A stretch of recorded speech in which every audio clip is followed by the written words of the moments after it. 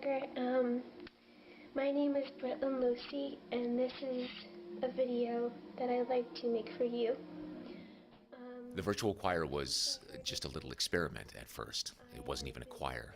I saw this one video by a young woman named Bretland Lucy. She was 17 at the time, from New York. She uploaded it to YouTube, just a fan video, and she was singing the soprano line over a recording of a piece that I'd written called Sleep. I'm a little nervous, just to let you know.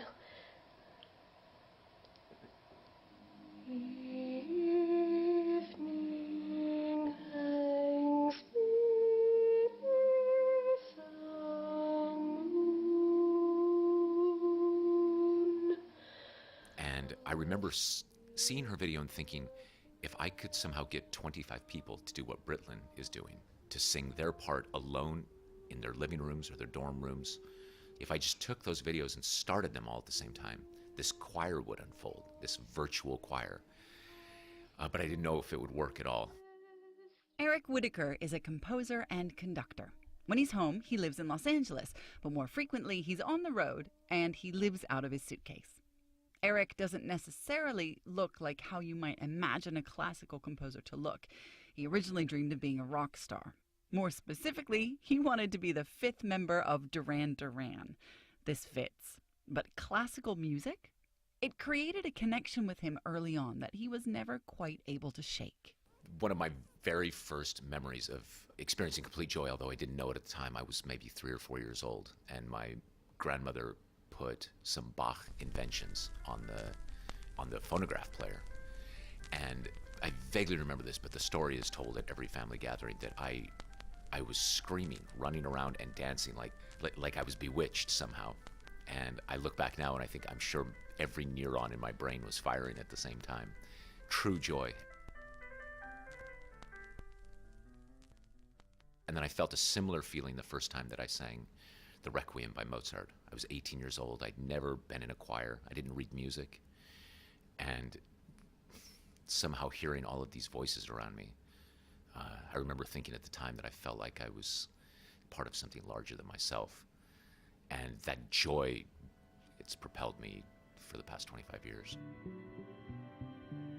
My name's Alex Krotowski, and in this episode, we are exploring a sense of joyful abandon.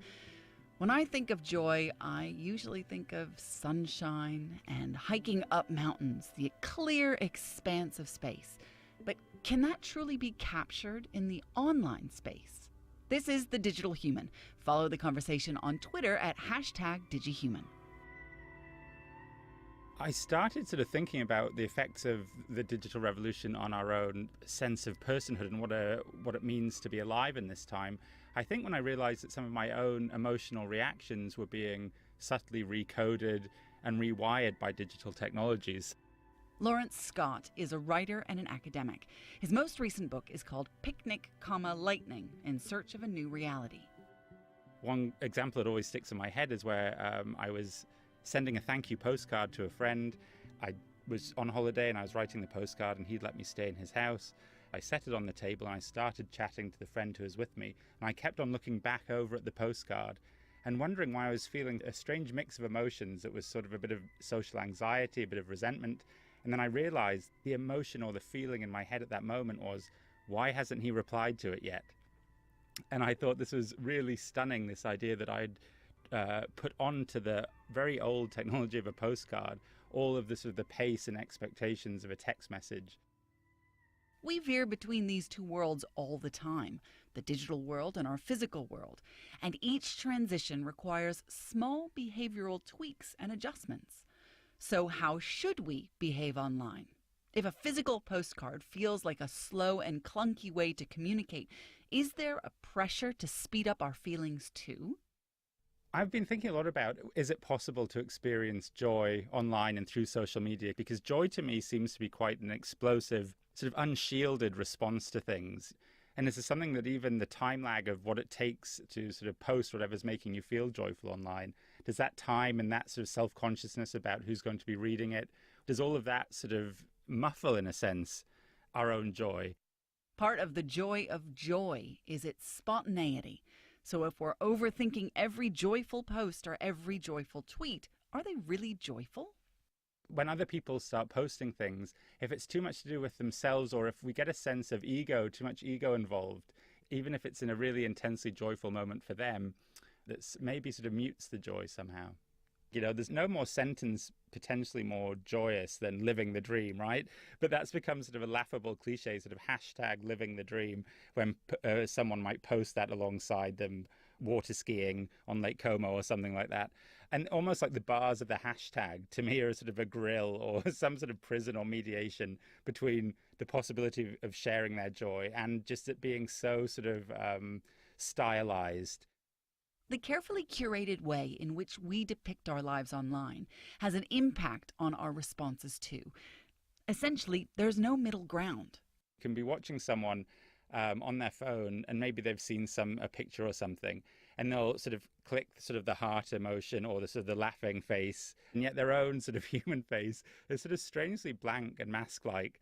And I think that is a really sort of eerie and interesting space and tension that digital life produces, this disconnect between how we're sort of representing our emotions online and the emotions that are felt in the moment. Things like Facebook are so coded with social practices and new forms of etiquette about how you reply, how quickly you reply, how much you reply. It's become almost like a Jane Austen world of social convention that especially younger people are navigating sort of quite self-consciously and making sure they're not making missteps online. So I think it's sort of the similar palette of emotions we've always had, but maybe more intensified.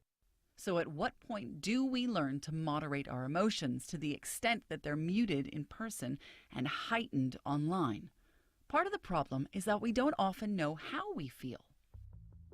I think for me and a lot of other people, it's a challenge to pin down and describe what our emotions are.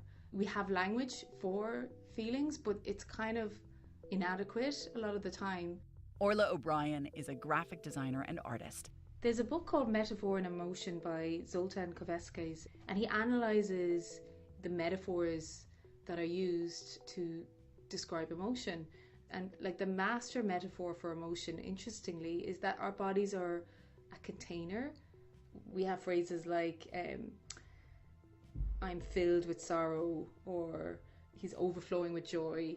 So this metaphor of emotion as being in the container of the body means that a lot of the time we're controlling or keeping in our emotions, and they kind of seem to maybe burst out or come out unbeknownst to us or beyond our control. At the end of 2006, Orla was studying for an MA at the University of the Arts in London. I was having to come up with an idea for my final project. And I was quite stressed out at the time around it. And I noticed that I was feeling very sharp kind of anxiety.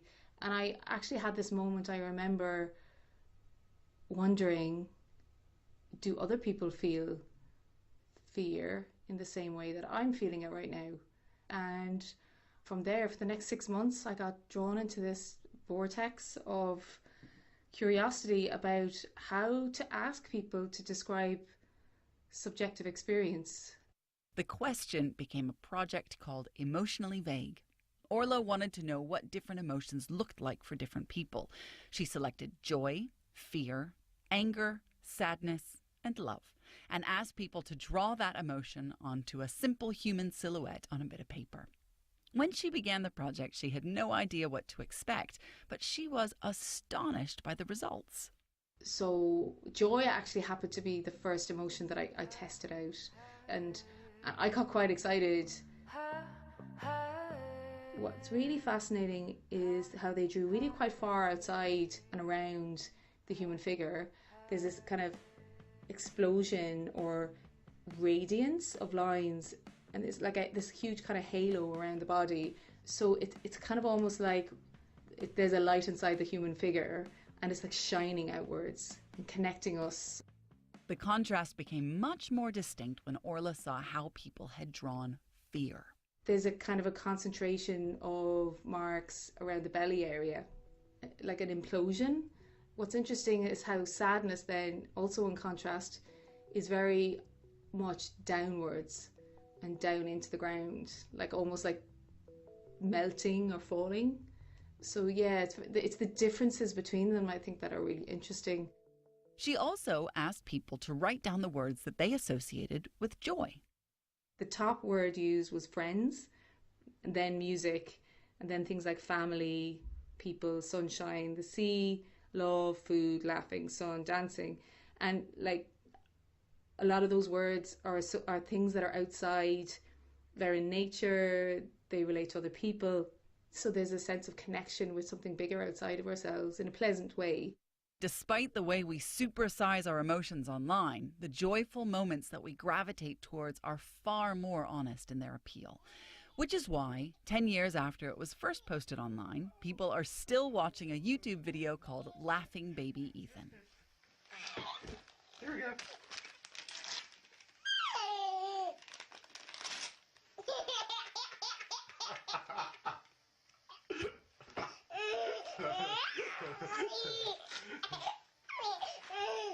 Baby Ethan, or really then Baby Ethan, is sitting on the floor in a baby grow and ripping up paper.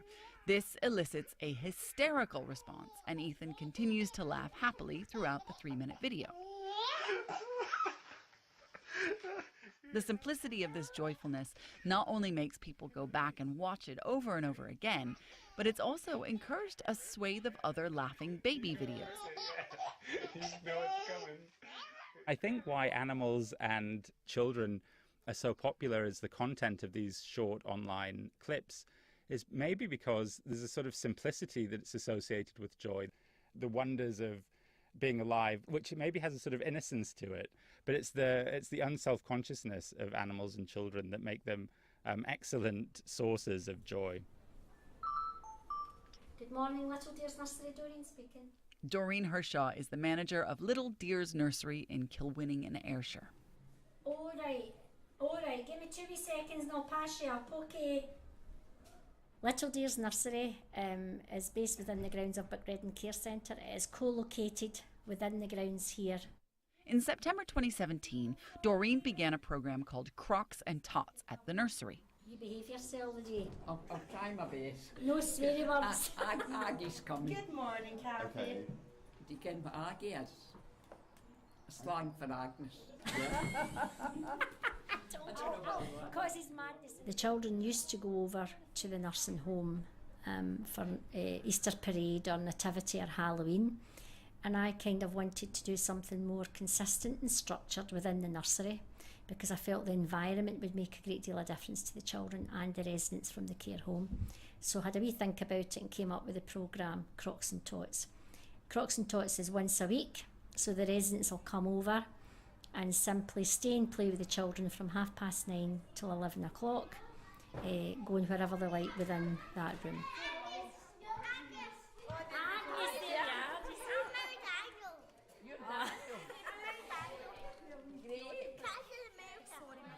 How do you do?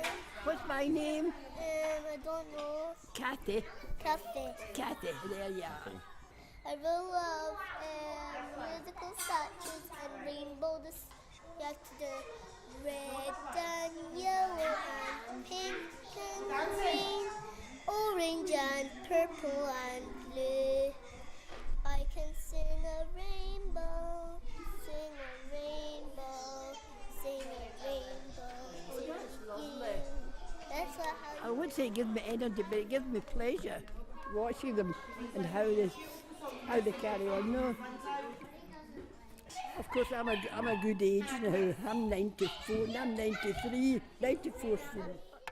Doreen believes that this atmosphere of acceptance and a lack of social constraints and barriers has been a key part of the success of the project. Essentially, everybody, children and adults, let their guard down, even just for a little bit. Certainly for the children, they simply see them, as an extended part of them. They don't really see them as being elderly or infirm or anything like that. They take them for what they are. So it's been beneficial to both residents and children and staff. Whatever they're doing at the moment, I'll play with them at that, whatever it is. But I'm quite happy here. Playing with the kids and whatnot. It doesn't really bother me if they're noisy or running about mad or whatever. One of the ladies had came over to the Crocs and Tots programme, and she had a walking frame with her. She found it very difficult to walk. So this wee boy was walking past, and by this point she had sat down in a big chair, and he was walking past, and he kind of stood for a wee minute, and he said, he looked over, he said, "Are you okay?" And she said to him, "Oh son, I'm just old and I'm tired, and I just need a seat. I'm just old and tired." So we thought he was going to walk on at that point, but he didn't. He kind of stood and pondered a wee bit, and then he turned and said to her, "Would you like a cuddle? Would you like a cuddle?" "Oh, aye, son, I would love a cuddle." And up he jumps onto her knee, her arm round his shoulder, and they must have sat like that for a good half hour, 40 minutes. And that, it was amazing. We all had tears in our eyes watching that. How amazing. It's no even, you're not even able to put into words just how lovely and joyous that was to watch for us all. With an emotion that is as all-encompassing and as impactful as joy, the digital space can actually help us to express ourselves more honestly. It gives people the space to draw outside the lines because, as Orla discovered, joy goes outwards, and you want to share it. It is so much easier to be effusive, expressive, and super enthusiastic in a credible way online than it is in real life. Enthusiasm online, it's easy to locate, like buckets, and whatever my little personal obsession is, I can connect very easily with others online as well as the expression of it, but also the shared interest. It's a bit harder to locate people with shared enthusiasms in the real world quite so easily. The forms of social media, such as memes, short internet videos, are sort of perfect for producing joy in other people. So the short form, in a sense, even the sort of the form of the meme, which is sort of to take sort of a set picture and give it different captions, can be absolutely brilliant and produce joy in me. One criticism of the way that we broadcast our emotions so publicly is that our feelings can homogenize into a general consensus, and it can narrow our definition of how emotions like joy should feel. I think the more that we venture down this sort of digital rabbit hole, as it were, I think that the more the possibilities that joy could become a sort of tyranny, in the fact that we're sort of expected to be not only experiencing our own lives and in any one moment capturing the perfect angle of it, or the best moment or the best overheard sort of saying on the street and tweeting about it. So there's this sort of new sort of aesthetic pressure for us all to be aesthetes, you know, to see how the light hits the stone on that sort of building as you're walking home from work. There is a sense that now one of the key sort of aspects of personality is an appreciation for beauty, which is intended to sort of demonstrate a joyous relationship with life. But that can become sort of encaging in a way. And not only in our own lives that we're supposed to be noticing these things, but that then when other people post things online, that we're supposed to respond rapturously to them. So our digital emotions are always quite peaked, you know, they're extreme. Facebook offers us, for instance, a sort of a standard sort of set of 6 or so reactions with which to respond to things. Where does that leave us online? Because so much of the online discourse and socialization has this frenzy of enthusiasm that a lot of the time we don't feel like participating in ourselves. Padraig Ochama is a poet, theologian, and mediator. I'm a terrible dancer, and sometimes when I'm at parties, you know, people will go and say, "Come on, get up and have a dance," and I just feel so self-conscious. But I take great joy being there, and there can be this idea that joy has to look the same in everybody. But for some people, it's sitting quietly with a book. For others, it's taking a walk. For others, it's being alone. Others, it's being in company. Others, it's, for me, like spending a long Saturday afternoon cooking in preparation for an evening meal with a whole bunch of friends coming around, where the guitar will come out and the wine and the whiskey is flowing and the conversation is good between people who know each other and new people to each other. That for me is probably the most joyous experience I can imagine. But for others, that's not how they imagine it too. And the question, I think, is how does it come to you, and how is it that it sits well with you? And to not try to create a hierarchy or a dominion of joy. Those things are antithetical to each other. He believes that the digital world simply reflects us. I heard Marilyn Robinson speaking last year in Belfast, and somebody was bemoaning the digital world, and she said, it was a fantastic response. She said, I'm not on the Facebook myself, but first of all, you don't have to be on it if you don't like it. And then she said that as far as she could see, digital connections between people were taking the place of the village experience, and the village experience has by and large changed because people move so often and so far. And I loved what she was saying, that the digital world is just a new way for people to seek to be in communication with each other. And villages can be fantastic for some and terrible for others. There's a phrase in Irish, scath chéile waras na daoine, translates as, it is in the shelter of each other that the people live. But scaw, for shelter, can also be translated as shadow. So what's sheltering for some is shadowing for others, and people may wish to get out from under it. Eric Whitaker has created something of an online village in the virtual choir. Now, we heard Eric back at the very beginning of the program, so let's scroll back. I saw this one video by a young woman named Britlin Losey. She was 17 at the time, from New York. She uploaded it to YouTube, just a fan video, and she was singing the soprano line over a recording of a piece that I'd written called Sleep. Eric wondered how it would sound if he could gather online contributions for the rest of his piece. And so I tried the first experiment, and beyond my wildest dreams, it actually, it more than worked. It was musical, and it had this poetry to it, all of these isolated voices coming together to simply make something beautiful. And since then, the project has grown and grown and grown.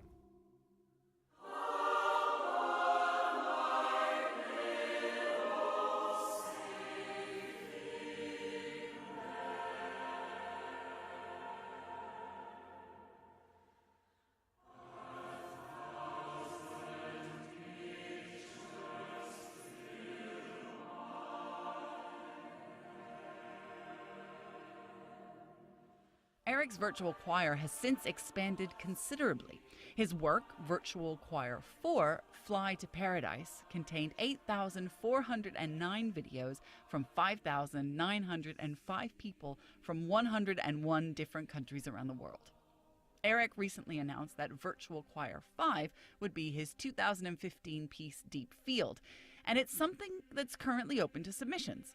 But despite the expansiveness of Eric's most recent projects, the moments that really captivate him are those demonstrating the same unguardedness that we heard in the Laughing Ethan video, or amongst the children and the care home residents at Crocs and Tots. It's the moment when we ourselves just feel. One of the things that we get to see behind the scenes that no one else gets to see is the video before the video. So people will upload their videos, and we only use the bit where they're singing. But what we get to see behind the scenes is they sit down in front of their camera, and for about 30 seconds, while they're waiting for the conductor video to start, we can see their faces. We can see them, putting on maybe a little makeup at the end, their hair, they're getting ready, and to a person, they're all wearing the mask that they wear throughout the day. And then the moment they breathe, and they start to sing, you see all of that fall away, and they become their essential selves. It's just them. It's so immediate, so personal. And I think seeing that over and over and over I think it's had the same effect on me. It's really softened me.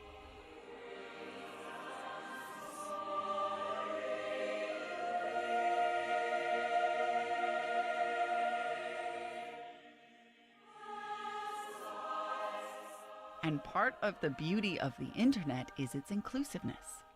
There was a man from Cuba, a young man from Cuba, who desperately wanted to join the virtual choir, but because of government regulations could only send a file no larger than 1 megabyte. So we got him together with our tech team.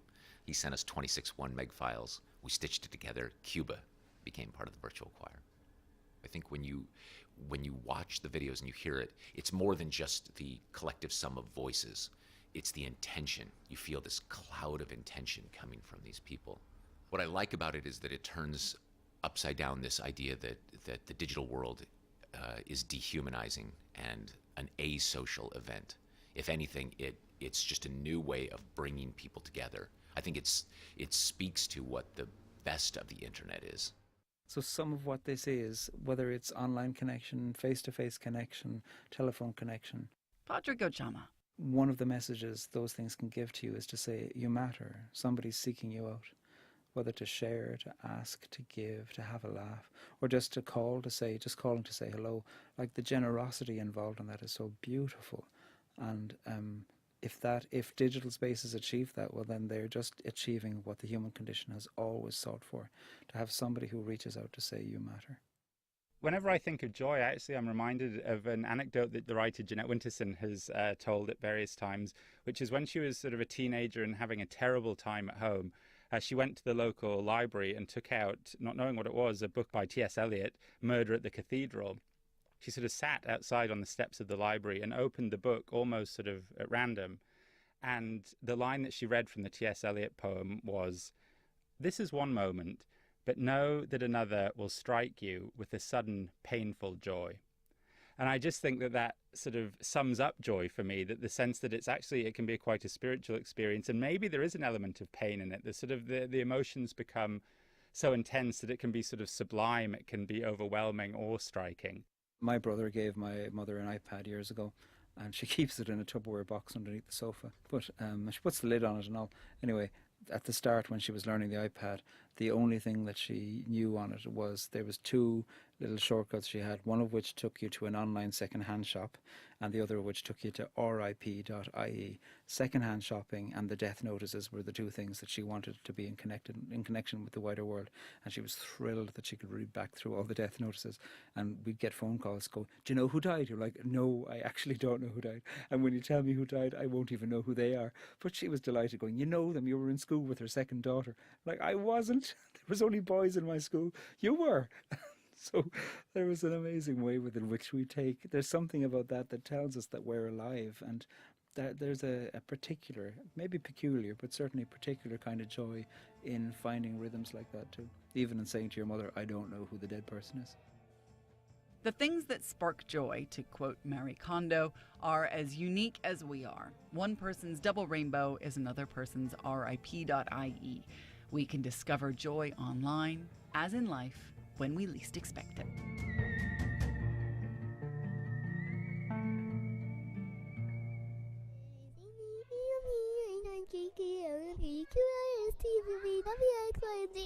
Very good.